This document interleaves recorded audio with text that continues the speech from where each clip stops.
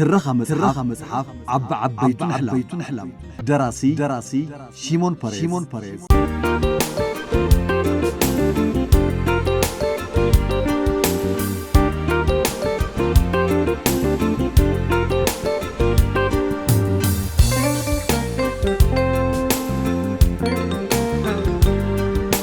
ترجمي منجست عب جبرك تراخيت يوردانس جبر سلاسي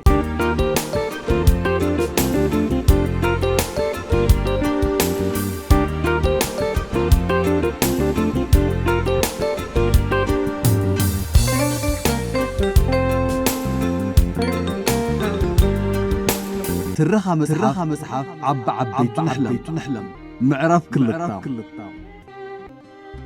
شاو عي كفال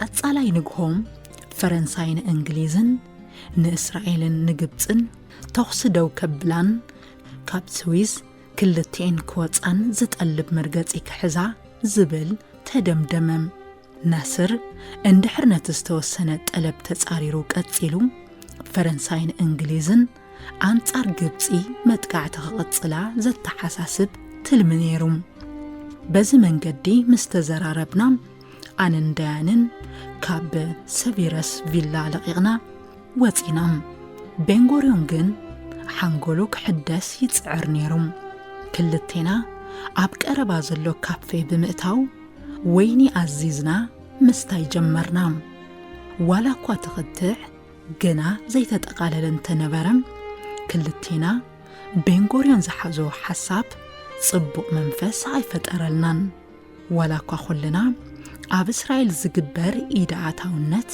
زي نقبل انتخونا ناتو حساب جن بقللو كنقبلو أي كألنان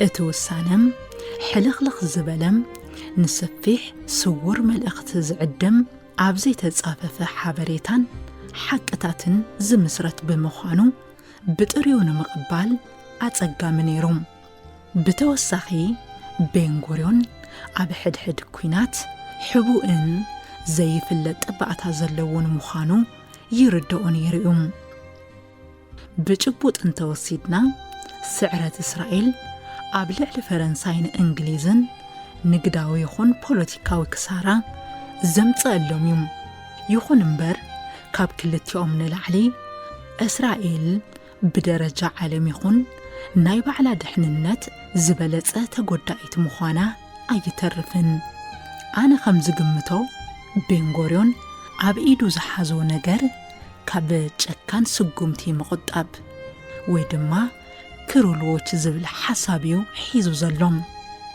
قزي دما يونجفالوم معلب وسانة كركب اللوم مأنت زهاجرت راح انتي كونس مأنتي متاع عدل إسرائيلاويان نيمود داتا معلبي كجبر اللوم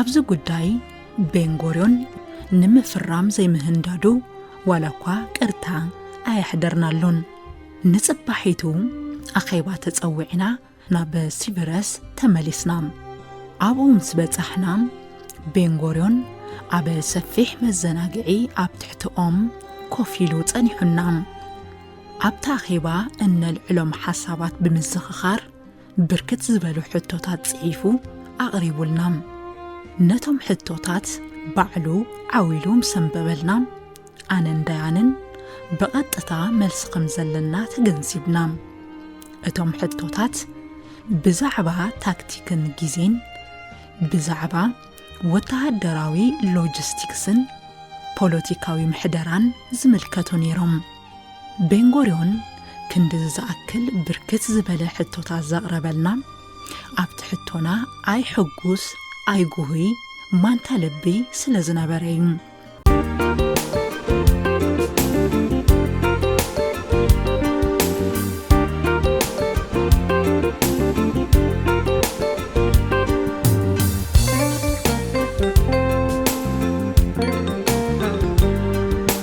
እቲ ኩነታት እናተቐባበልና ኣብሪህናሉ። ኣብ መወዳእታ እስራኤል ናብ ኩናት ክትኣቱ ውሳንኡ ኣዕሪፉ። እቲ ዝርርብ ግን ቀፂሉ እዩ። ቤንጎሪዮን ንሞሽ ዳያን ናይቲ ወፍሪ ካርታ ሲኢሉ ከቕርብ ኣዚዝዎም። ግን ድማ ኣብቲ ጋርደን ወይ ድማ መዘናግዒ ዋላ ሓደ ወረቐት ዝነበሮ ኣይነበረን። ስለዚ ካብ ጁባይ መጠቕለለ ሽጋራ ወረቐት ኣውፅኤ ንዳያን ሂበዮም። ኣብታ ዝሃብክዎ ቁራጽ ወረቐት ናይ ሲናይ ሓውሲ ደሴት ንድፊ ካርታ ሲኢሉ፣ ከምኡውን ነፈርቲ ውግእ ዝበራሉ መስመርን ኣጋር ሰራዊት ዝኣትወሉ ከባብን ዘርኢ ነይሩ። እቲ ምይይጥ ምስ ተወድአም ሰለስቴና እቲ ታሪኻዊ ወፍሪ ዝካየደሉ ካርታ ውግእ ንመጀመርያ ኣብ ተግባር ክውዕል ተሰማሚዕና። ሰለስቴና ተሰማሚዕናን ፈሪምናን ኣሕሊፍናዮም።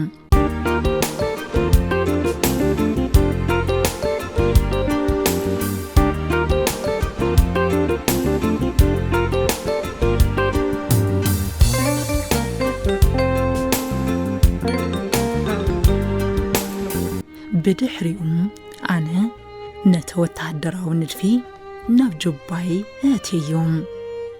ድሕሪ 5 መዓልቲ እቲ ዝርርብ ውግእ ተጀሚሩ። ቅድሚ ብርክት ዝበለ ኣዋርሕ እቲ ስምምዕ ምግባርናን ኩናት ምጅማርናን ምስ ሚኒስተር ምክልኻል ፈረንሳይ ኣብ ሓደ ቦታ ኮፍ ኢልና ኣብ እንዘራረበሉ ዝነበርና ግዜ ሲናይ ንምቁፅጻር ክንደይ ይወስድ ኢልካ ትግምት ክብል ሓቲቱኒ ነይሩ። 3 ወይ 4 መዓልታት ክብል ገሊጸሉ ነይረ። ንሱ ድማ ብርግጽኝነት 3 ወይ 4 ሰሙናት ክወስድ ከም ዝኽእል ገሊጹለይ። ኣብ መወዳእታ ግን ኣነ ካብ ዝገመትክዎ ውሱናት ሰዓታት ጥራሕ ወሲኹ እዩ እቲ ኩናት ተጠቓሊሉ።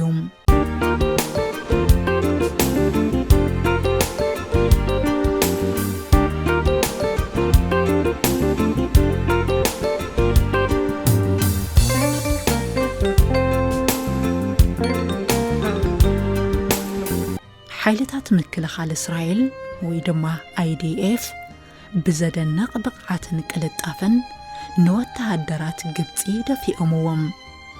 ብጣዕሚ ብዙሓት ወተሃደራዊ መኻይን ግብፂ ናብ ዝተፈላለየ ኣንፈት ክሃድማም ኣገዲድወን። ዝተወቕዓ ነፈርቲ ውግእ ኣብ ኣቪዬሽን ጋራጅ ክጽገና ክኢለን። ካብ 1000 ንላዕሊ ክኢላታት ለይትን ቀትርን ብውፍይነት ኣብ ጽገና ክሰርሑ ክኢሎም።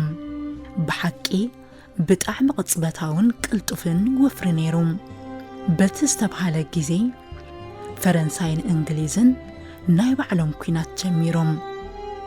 እቲ ኩናት ብዝተሳኽዐ መንገዲ ተዛዚሙ። ጠቕላላ ውድቀት ሰራዊት ግብፂ ኣብ ሲናይ ዝብል መልእኽቲ ናብ ዋና ከተማ ፈረንሳይ ፓሪስ ኣተሓላሊፈ። ድሙቕን ሙሉእን ዓወት ሓይልታት ምክልኻል እስራኤል ወይ እውን IDF ኣብ ኩሉ ግንባራት ተመዝጊቡ።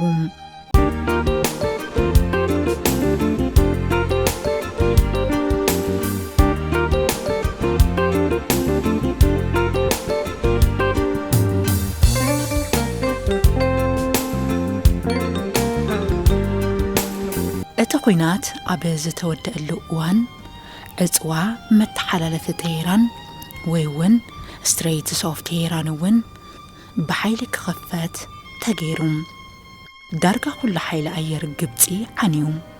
መዋፈርታት ፈዳያን ፋሕበትን ክብል ተገይሮም ኣብ ግምት ዘይኣቱ ኣናእሽቱ ጥቕዓታት ግን ቀፂሎም በቲ ዝተረኸበ ዓወት ምስ ፈረንሳይ ዝነበረና ርክብ ብዝበለጸ ተጠናኺሩ ቀፂሉ እቲ ምሕዝነት ክሳብ ድሮ ኩናት 6 መዓልቲ ቀፂሉ እዚ ቅጽበታዊ መጥቃዕትን ጀግንነትን ዕሸል ሃገር እስራኤል ሓድሽ ምትእምማን ታክቲካል ዓወት ከምኡውን ንልዕሊ 10 ዓመት ብዘይ ኩናት ክንጸንሕ ዕድል ክህበና ክኢሉ እቲ ዓመት ንዓይ ብውልቀይ ከቢድ ምዕባለታት ክንፈጥር ዘኽኣለና እዩ ዝብል እምነት ኣለኒ እዚ ግዜ እዚ ትኽክለኛ ኣብ ትሕቲ ዘይተለመደ ጽዕንቶ ኮይንና እስራኤላዊ ስነ ልቦና ክንምስረት ዘኽኣለ ተግባር ነይሩ እዚ ዓወት ከም ኣብ መሬት ዝርከብ ሉል ወይ ድማ ኣልማዝ ነይሩ ፋይዳ ክእለትን ሓይሊ ምህዞን ከምኡውን ኣብ ዘድለ ግዜ ውሳነ መሃብን ዝተምሃርናሉ ወፍሪ ነይሩ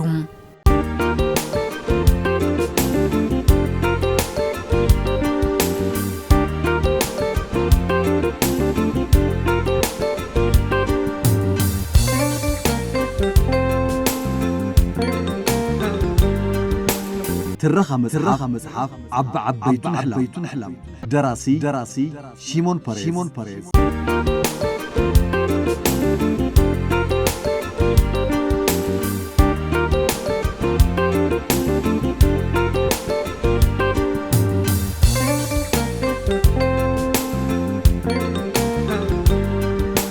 ተርጓሚ መንግስት ኣብ ገብረ ተራኺት ዮርዳኖስ ገብረስላሴ